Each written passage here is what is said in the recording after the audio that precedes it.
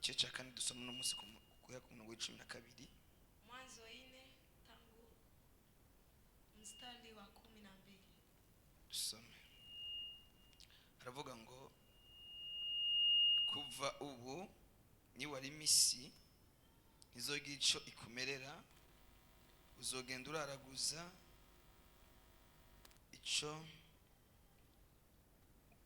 uzogenda uraraguza uri inyererezi mw'isi. Kayini abwira Uhoraho ati igihano mpaye kirenze ico no kwihanganira. Raba uyu munsi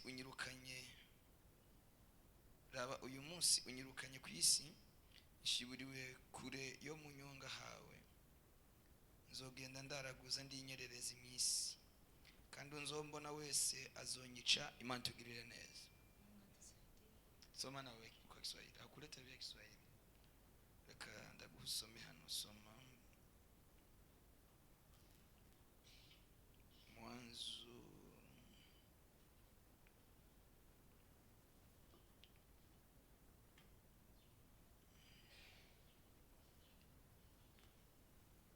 kane ku 12.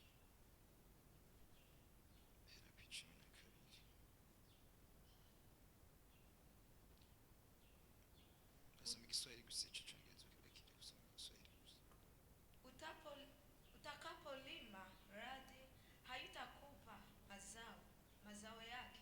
Utakuwa mtolo na mtu asiye na kikao duniani. 13. Kaini akamwambia Bwana, adhabu yangu imenikulia kubwa, haichukuliki. 14. Tazama, umenifukuza leo katika uso wa radhi. Nitasitilika mbali na uso wako, nami nitakuwa mtolo na mtu asiye na kikao duniani, hata itakuwa kila anionaye ataniua. Soma 15. 15. Bwana akamwambia, kwa sababu hiyo yeyote atakayemuoa Kaini atalipizwa kisasi mara 7. Bwana akamtia Kaini alama, mtu amonaye asije akampiga. Imana ishimwe. Niri jambo tumvise Kaini ngo amaze kuvumwa. Tumesikia Kaini Mungu alipomlaani. Mwabuze mikrofoni, vuga neza. Ndane kwifisa icyo kibazo. Cyo tubiheba na.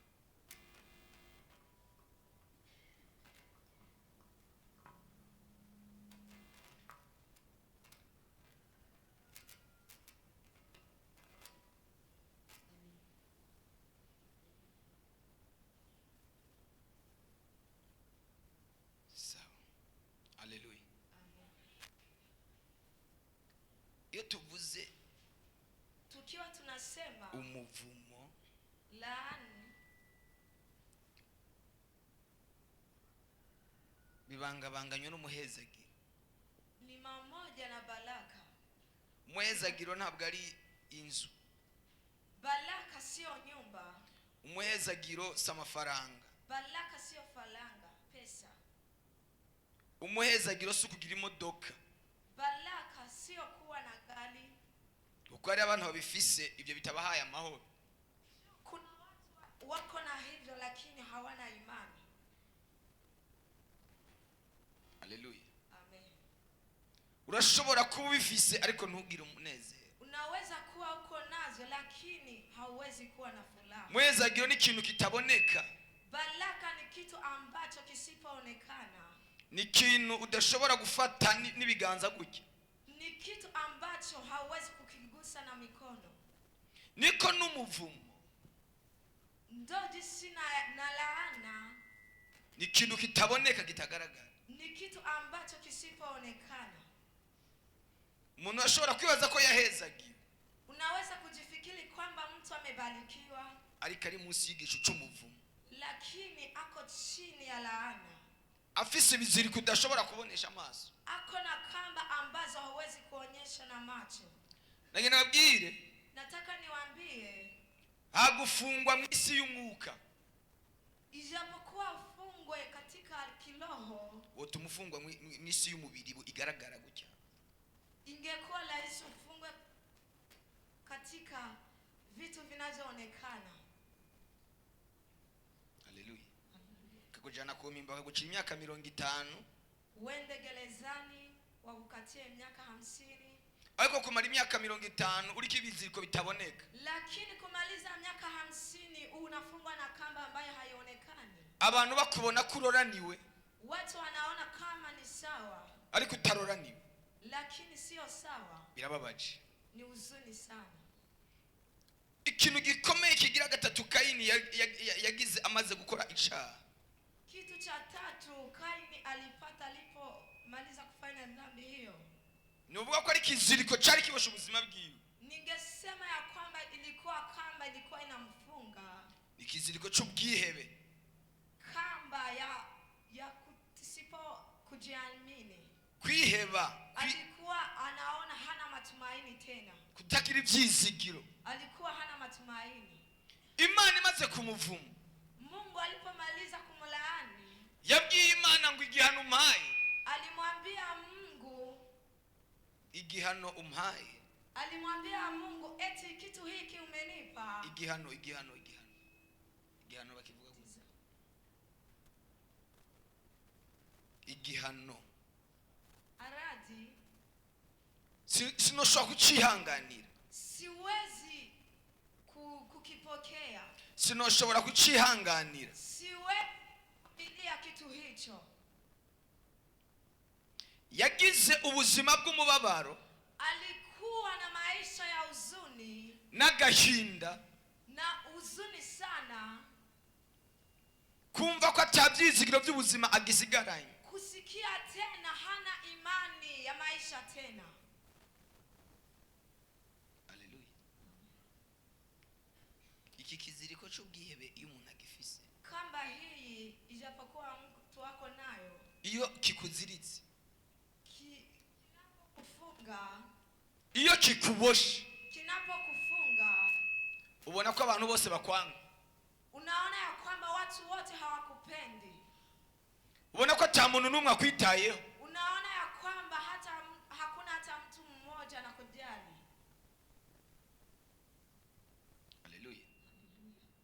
Iki kiziriko cy'ubwigunge, Kamba ya kuwa we mwenyewe tu. nimba abantu bashobora kugira ibibazo by'ama AVC, Kama watu wanaweza kuwa tatizo hilo, ba mu buzima bwo kumva umenga basigaye bonyene, wanakuwa katika maisha wanafikiri ya kwamba au wanaona wako peke yao tu, bakumva umenga isi yose yarabahevye, isi yarabaguye. wakasikia ya kwamba dunia yote imewaacha. Umuntu akibaza ngo mbega Imana iriho canke ntayihari. Mtu akajifikiri, je, Mungu yupo au? Umuntu akagera ku rugeza atangura gusenga, Mungu akafikira mahali anapoomba, ngo nambura Imana, eti kama uko Mungu ngo bikore turabe. vifanye tutizame. Ibikora iguma ari Imana, Inapovifanya inabaki iko Mungu, itabikoze iguma ari Imana, kama havifanyi na ngali iko Mungu, ikugaburiye iguma ari Imana, kama inakupa chakula inabaki, itakugaburiye iguma ari Imana, kama hakupata chakula wambaye iguma ari Imana, kama umevaa inabaki kuwa Mungu, utambaye iguma ari Imana. kama hauvai inabaki kuwa Mungu. Satani rero ari atuzanira ico kiziriko cy'ubwigunge Shetani sasa huwa analeta kama hiyo kugira ngo bikunde turogote ku Mana, ili iwezekane tuseme vibaya kwa Mungu, turogote tuvuga amajambo tuseme maneno mabi ku Mana. yasiyo mazuri mbele za Mungu. Haleluya. Abantu benshi Watu wengi turabona basobetse, tunaona wameshavaa vizuri, yambaye neza, anavaa vizuri, yambaye ikirato cyiza, anavaa viatu vizuri, yambaye igitenge cyiza, anavaa vitenge vizuri, ariko indani lakini ndani yake agahinda kamunyonga, huzuni, ikiziriko cy'agahinda kimunyonga. kamba hiyo inamfunga, inamkula. satani akagushira ahantu Shetani akakupeleka mahali ho kukwereka yuko bitazopfa bishobotse, anakuonyesha ya kwamba haitowezekana, utazopfa bigezeko, utakufa haujafika, abantu bose bakuvuyeko. watu wote wamekutoka eko. Haleluya. Haleluya. Ukagira ubwihebe, Unakuwa hauna matumaini tena. uyu munsi usubirana ivyizigiro by'ubuzima. Leo ninaomba uwe na matumaini. Kaini atangira kwidoga, Kaini alikuwa anasema maneno mabaya, atangura kwidodomba. anaanza kusema vibaya, alikuwa ametupa matumaini. Haleluya. Mwabantu b'Imana, Watu wa Mungu, iki kiziriki umuntu akiriko kamba hii kama mtu ako nayo nashobora gushima, hawezi kumshukuru, hawezi kushukuru, ntushobora gushima Imana. huwezi kushukuru Mungu. Kandi iyo uri mu buzima bwo kwidodomba bwa buri munsi, Kama uko katika maisha hayo kila siku, ubuzima bwo kwidodomba turabivuga gute? Kwidodomba mu Kiswahili, kwidoga, kwiramanta, kwiheba, kutupa matumaini. haleluya. Ntushobora gusenga isengesho rishika ku Mana, Huwezi kuomba ombi ambalo linafika kwa Mungu, kumva yuko usigaye wenyine Imana yagutaye. kusikia ya kwamba uko mwenyewe Mungu amekutupa. Murabizi ikintu satani yakoresheje kwa Mukayobu, Unajua kitu ambacho shetani alitumikisha kwa mke wa Yobu? yamubwiye ngo tukimana, Alimwambia eti mtukane Mungu, reka gushima. acha kumshukuru. Ari kibanga ryo gukomera, Lakini uwezo au Ibanga, siri ya kuwa mtu mwenye nguvu nugushima mu gihe kitari cyo gushima. ni kushukuru wakati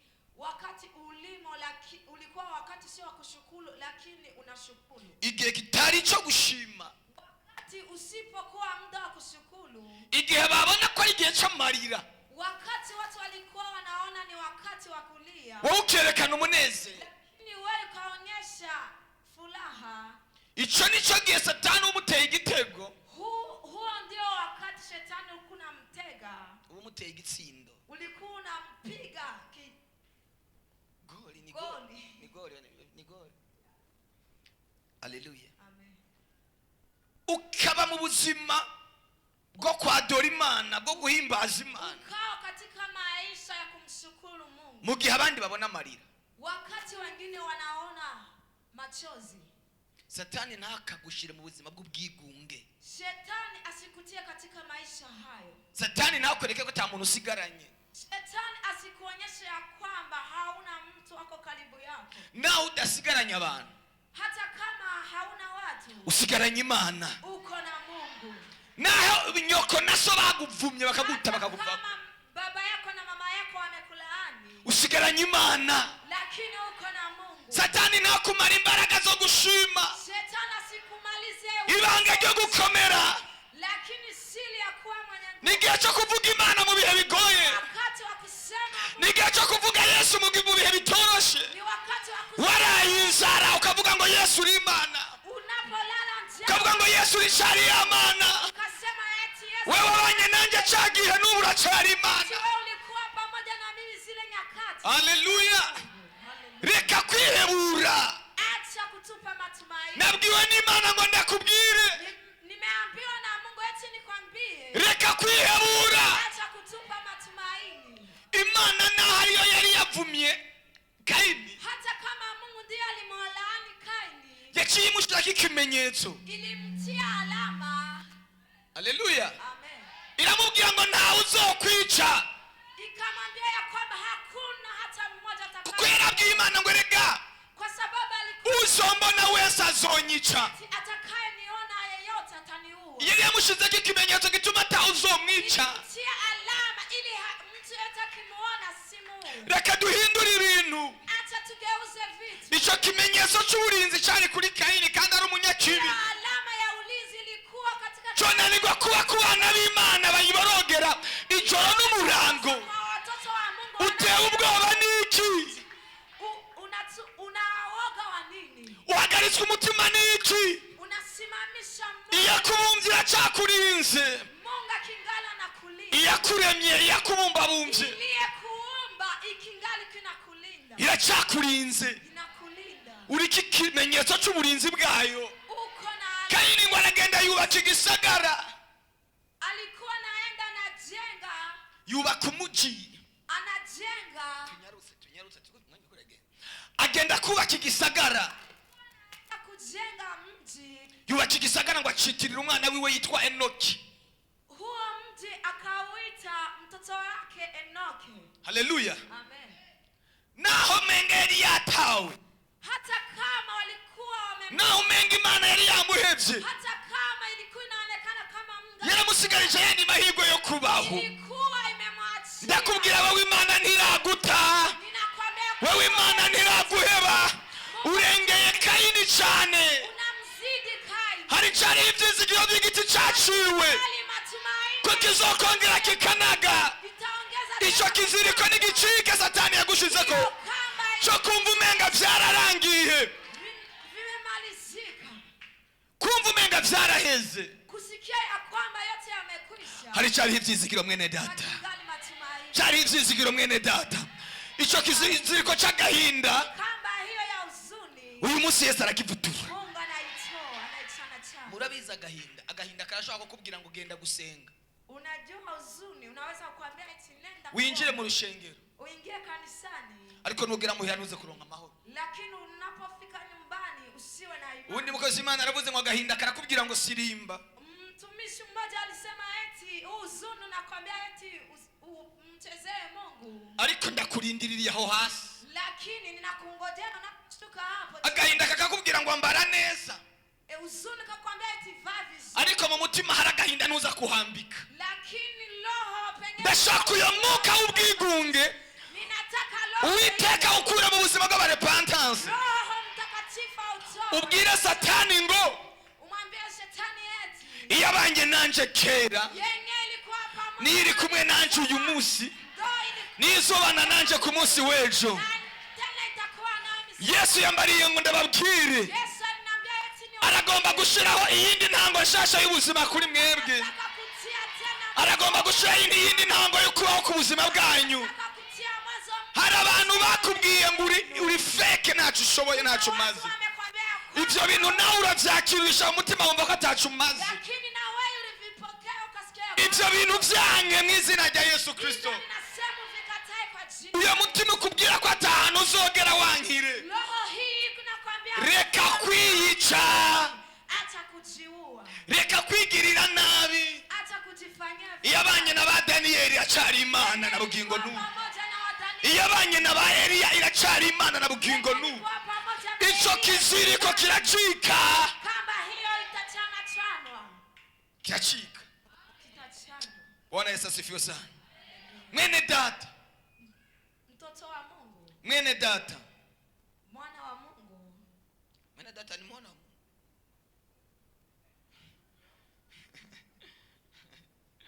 Haleluya. Kirundi kiragoye yusoma mboga mbere. Yusoma mboga mbere ragoye. Bwana Yesu asifiwe. Haleluya. Kandi ururimi umuntu atavukiyemo nyine ntawo. Haleluya. Mwana wa Yesu mwene data. Tuba ko atachazi ariko nyine urumva biragoye kugira ngo vocabulary yose ucitora muri uyo mwanya TikTok ahubwo urumuhize kasi. Mungu akubariki sana. Nubwo ukuntu mvuga nyaragurisa nyine biragoye. Amen. Akimana iguha amavuta yo kunyaruka. Amen. Sitrajana. Haleluya. Satani n'umunyakinyoma cyane. Shetani hasemi ukweli. Arabizi ko Imana ishoboye byose. Anajua ya kwamba Mungu anaweza yote. Ariko araza abwira Eva. Lakini akakuja akamwambia Hawa, Eva, ati Imana yarababeshi. eti Mungu aliwadanganya. Yarababeshi. Aliwadanganya. Bushitse nabigishije ku majwi. Siku zinazopita nimewaambia kwa kusikia sauti amasauti kwa masauti, amajoka akubwira ati Imana yarakubeshe, sauti zikakwambia kwamba Mungu amekudanganya. ubona ko imyaka yawe nayo Hapo hauoni miaka yako. hari imyaka nk'abana b'abakobwa bageramo ntibagisubira kuvuga imyaka. Kuna nyakati wasichana wanafika hawawezi kusema miaka umubajije ngo yao. uvise imyaka ingahe, Ukimuuliza eti na miaka mingapi, akubwira ngo Twitter ni ingahe, si 18 si 28 Twitter akakwambia hivyo unaposikia. unavyo usatana kuvuga iyo myaka yawe ari igihe ari ukeneye usanga wakubajije akeneye ufise imyaka myinshi, unaweza kukuta acuvuga mikeya kandi Imana yakuzaniye ukeneye myinshi, ukasema mdogo naye alikuwa anataka mwenyewe na miaka. ntabwo muvyumva neza. Haleluya. Amen. Reka kwiheba ngo nibigishoboka. Acha kutupa matumaini eti hapa. Sara ku myaka 90 ntiyari kuvyara. Sara kwa miaka 90 90 ntiyari kuvyara, hangezaa. ariko kubera Imana, Lakini kwa sababu Mungu, kubera Imana kwa sababu ya Mungu yarabyaye. amezaa. Kubera Imana uzobigerako, Kwa sababu ya Mungu tayari. kubera Imana uzohashika, Kwa sababu kubera Imana uzokomera, kubera Imana uzojabuka, kubera Imana uzovyara, kubera Imana uzorongorwa. Reka guhagarara ku by'abantu bakubwira. Acha kusimama kwa yenyewe watu wanakwambia. Hagarara ku Imana ikubwira. Simama kwa chenye Mungu amesema nao, amesemana nao. None ibyo kuravuga ngo nibishoboka. Sasa hayo kunasema kama hayatawezekana. Harimo uruhara rw'Imana. Mungu amesema. Imana hari umunsi n'umwe muri agenda yawe ahantu wigeze wandika ijambo rivuga ngo Imana ngo je nduhoraho Imana yawe, ndavuze ngo ibi ntabyo nshoboye. Kuna mahali umeandika Mungu akasema eti mimi ni Mungu wako, hivi siviwezi. Imana ivuga ngo ndi Imana ishobora byose. Mungu akasema eti niko Mungu anayeweza yote. Mbega ari ikintu kinanira?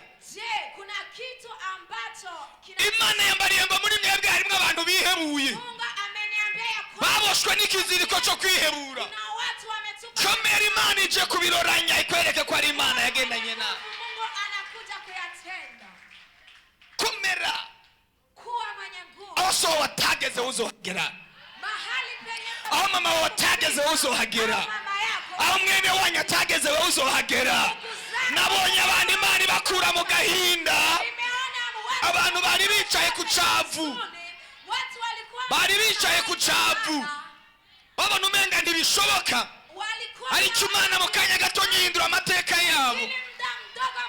Abantu baratangara, abantu bagiye kugura batangare.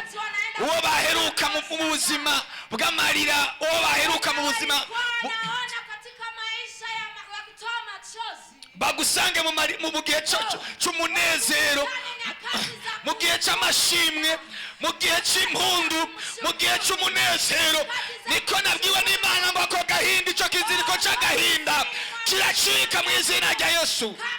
Mantelebo shikosi, icyo kiziriko cy'agahinda urakivamo, icyo kiziriko cy'umuryango urakivamo, icyo kiziriko cy'amarira urakivamo, icyo kiziriko cy'ibitutsi urakivamo, icyo kiziriko cy'ubwigunge urakivamo.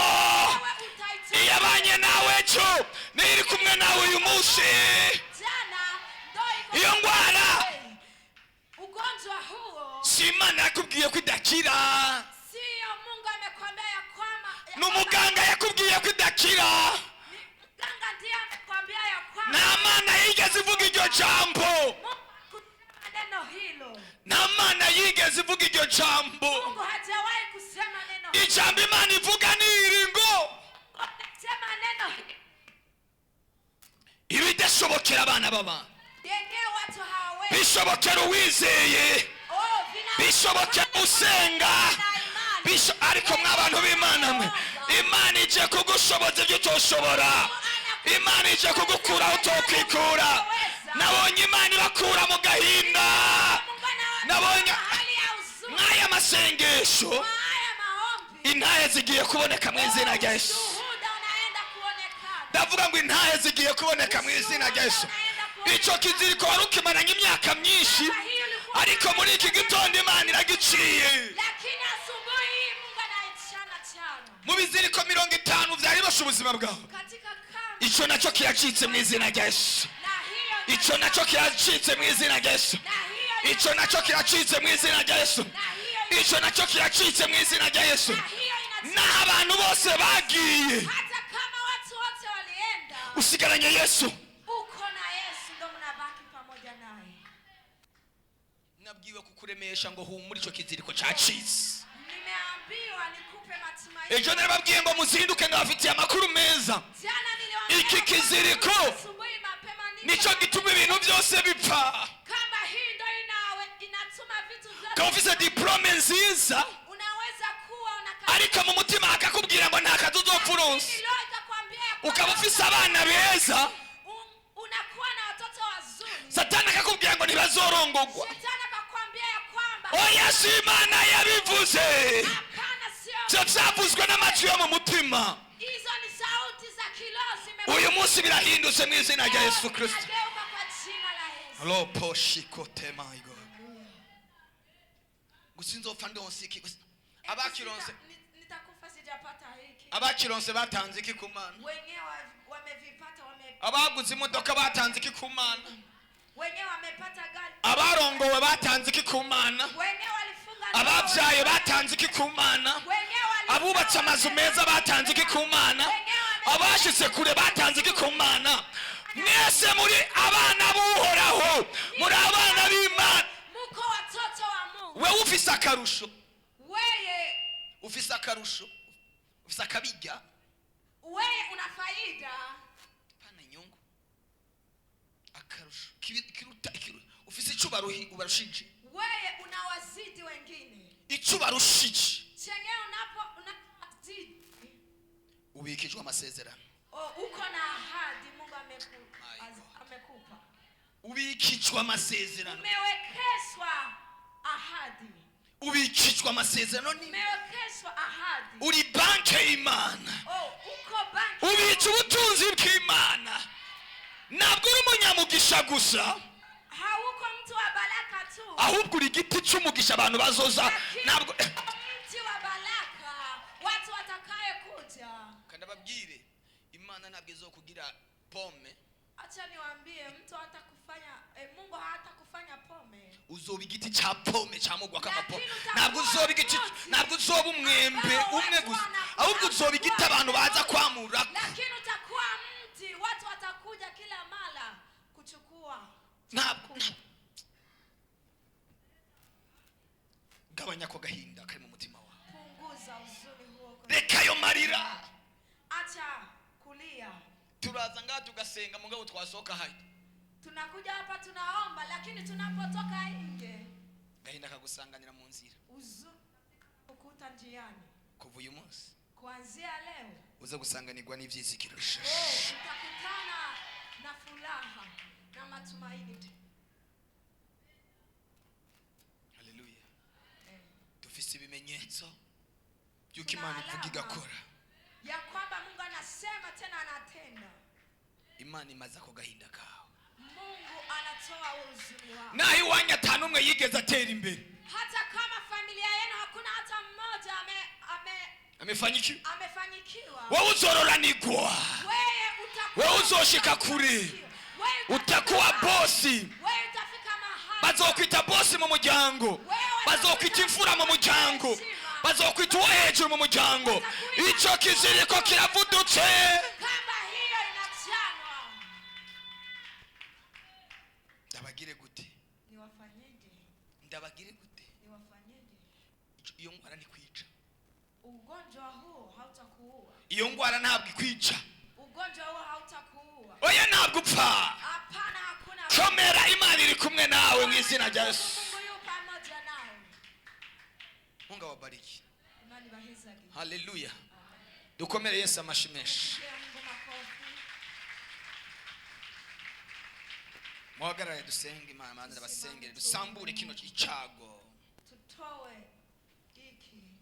Icago. Ajali hii tuitoe. Muhagarare kwe. Tusimame. Oyo bishoboka muze hano imbere. Wenyewe vinawezekana. Dakika 5 tu. iminota 5 gusa tuombe Mungu dusenga Imana. tena. Pako kitu Mungu anataka kutenda, Kandi hari ikintu Imana ikeneye gukora, pako kitu cha ajabu kinataka hari ikintu kutendeka. cy'igitangaza kigira gikoreke. Nasikia sauti kutoka mbinguni Numva ijwi rivuye mu ijuru linasema hivi, rivuga ngo niko Mungu wako, Imana yawe, niko Mungu wako, Imana yawe, nataka kuinua, nakanda gushire hejuru, nataka nikubariki, nakanda guheza uko mtoto wangu. Mwana wanje. Robo shekos.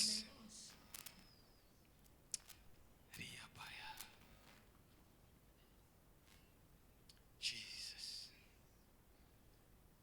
Wararize bihagije ugeza naho rikimana Ariko Imana iravuze ngo humura. Igeze yo ndakwibutse. kamera hariya.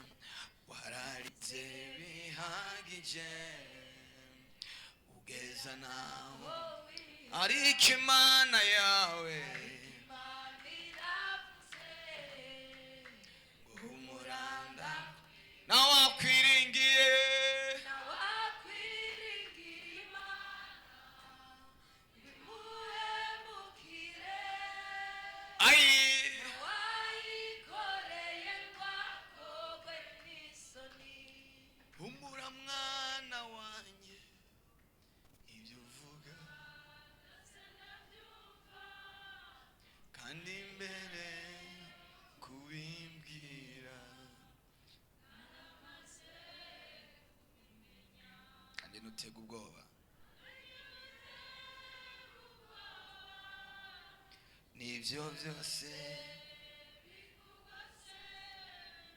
kuko ndi Uwiteka Imana yawe manuwe no kugutabara, kuko ndi Uwiteka Imana yawe manuwe no kugutabara. Ayo marira na yanyuma, Machozi haya ni ya mwisho. ayo marira na yanyuma, Machozi haya ni ya mwisho. ayo marira na yanyuma, Machozi haya ni ya mwisho. ayo marira na yanyuma, Hayo machozi. ayo marira na yanyuma yarira ntacyo bitwaye. Machozi ni ya mwisho leo.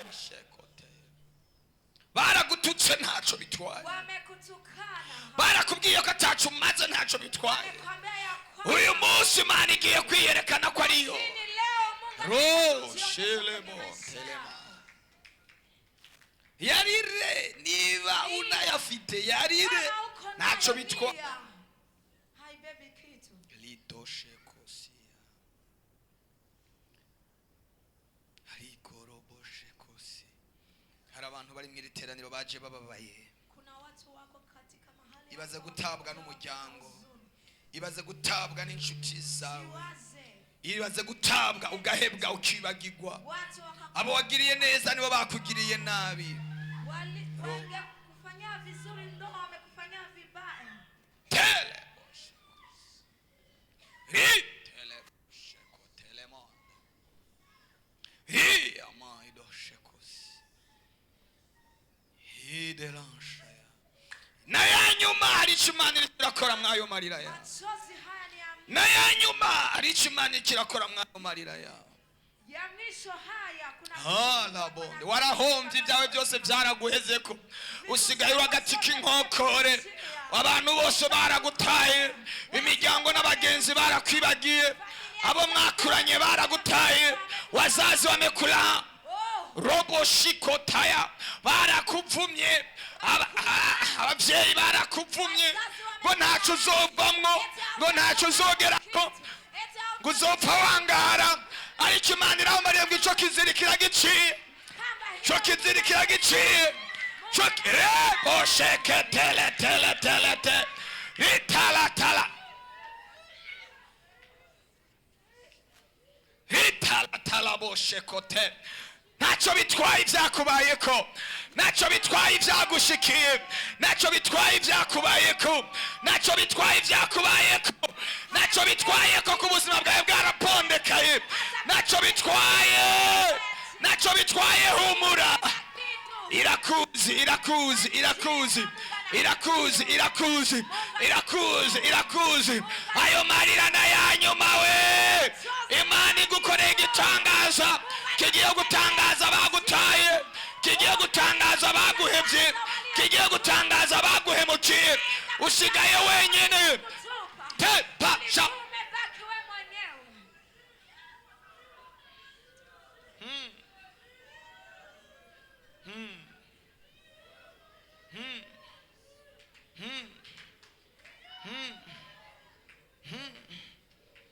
mutima wawe wari ugiye kumeneka, uribaza ingene ugiye kubaho ubuzima bwagucanze, ariko Imana Data, Imana Data, Imana Data ikubereye umubyeyi, Mungu Baba anakuwa mzuri. Imana ikubereye umubyeyi, Imana ikubereye umwungere, Imana ikubereye ihumure ku buzima bwawe, Imana ikubereye inshuti, niyo nshuti yawe. Ndiye rafiki yako. Witeka we, zamura amaboko, Pandisha mikono. mwebwe mubandanye musenga. Arakaririmbo ngiye kuririmba, Endeleeni kuomba nyinyi. Kuna nyimbo naenda kuimba. hama mwebwe mukumve nk'ubuhanuzi. Lakini nyinyi msikie kama ni unabii. Umutima wanje wawujuje amashimwe, akanwa kanje nakukuzuza indirimbo, aho byari bigoye waratabaye, warakoze mwami. Umutima wanje wawujuje amashimwe, akanwa kanje nakukuzuza indirimbo, aho byari bigoye waratabaye, warakoze mwami. Mu gishingo cy'amarira Imana izanye umunezero, izanye indirimbo. Leta furaha. Mureke shime narabyemerewe, mureke shime, mureke shimerewe, narabyemerewe, narabyemerewe. Imana ikwemereye gushima, Imana ikuzaniye amashimwe, Imana ikuzaniye amashimwe, Imana ikuzaniye amashimwe. Naho uri uwanyuma mu muryango, Imana iracuruye ibintu, Imana iracuruye ibintu, Imana irahinduye ibintu. Ndagusengera mu izina rya Yesu, ndagusengera onodojeje ngo amateka yawe ahinduke, ngo amateka yawe ahinduke. Cyumva bidashoboka,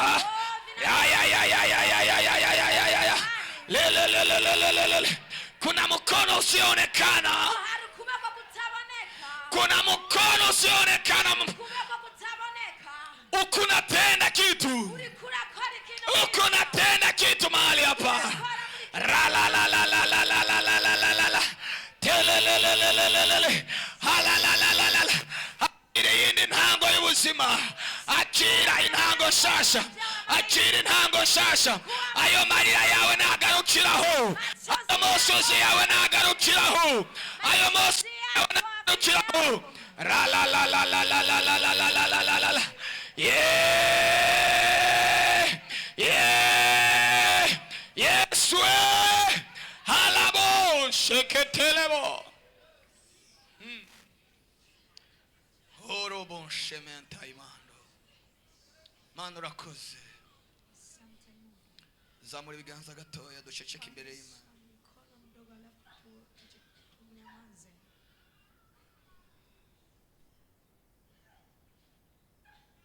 Mwene data uri kurankurikirana uri kuri YouTube, Mwenyewe kuna nitizama kwa kwenye YouTube. ubuzima bwawe bwaracanganye, Maisha yako yamechanganyikiwa. hari icyo Imana ije gukora ku buzima bwawe, Lakini Mungu kuna kitu anakuja kutenda. hari icyo Imana ije gukora ku buzima bwawe. Kuna kitu Mungu anakuja kutenda kwenye maisha yako. Kotaiminia.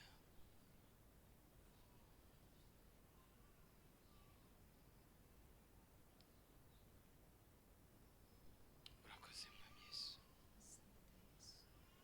urakoze Yesu, urakoze Yesu. Turagushimiye, turagukengurukiye, turakubashye tugukomeye amashyi menshi.